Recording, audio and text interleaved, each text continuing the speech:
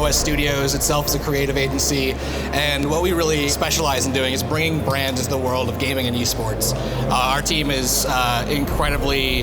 young, but also endemic and authentic to the world of gaming. And for brands that want to really speak to demographics that have gaming in their blood, we are the people to go to. Esports relies heavily on bringing real-time stats, scores, and supplementary graphics to the viewer. It's not always as easy as viewing a baseball game or a football game where you can see exactly what's going on, and every game has different levels of viewer friendliness, let's say. And using our graphics playout, we've been able to really bring the story of every game to our viewers at home. So we were really excited to work with OS Studios on the first project that we did, the MapleStory Fest, because it was pretty cool, and the graphics were cool,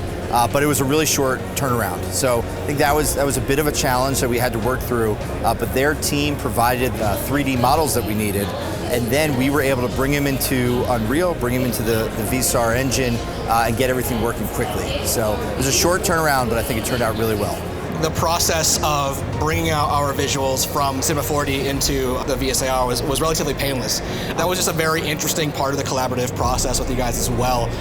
because it was the first time we had done that. We had no idea what to expect. It was a blast. Last year, the Annihilator Cup was one of the most viewed Twitch properties, like brand new IPs on Twitch, and our goal has always been to one-up last year's production, and bring in a virtual set for that just inherently made that so much better. Essentially what we've done is create different endpoints for cameras, and what we can do is decide how long it takes for our camera to go from point A to point B. And then once we know where we need to go and how long it's going to take to go there, we trigger those camera motions as if they were real cameras on a set, and we have those happening in real time alongside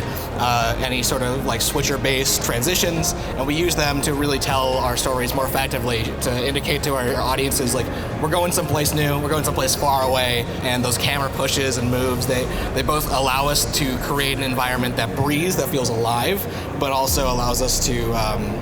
get in and out effectively. For clients who are not necessarily in the broadcast realm and don't have an NRCS, we have the Chiron panels that we created for OS Studios for multiple projects, where we open up everything in the blueprint, everything in the Unreal project, and we can take what we want, move what we want, adjust what we want, and we give all that control to the user, to our clients, in a nice, easy to understand panel, so they can make their camera moves, they can bring graphics up and on, and they can trigger elements inside the project as they need. Working with large clients that have very particular needs in terms of like conforming to their style guides, what sort of shade of blue do we need to make this, what texture do we need to make this, having near constant communication with the team at Chiron and with our creative team has been essential, and I knew that we could rely on that from the beginning.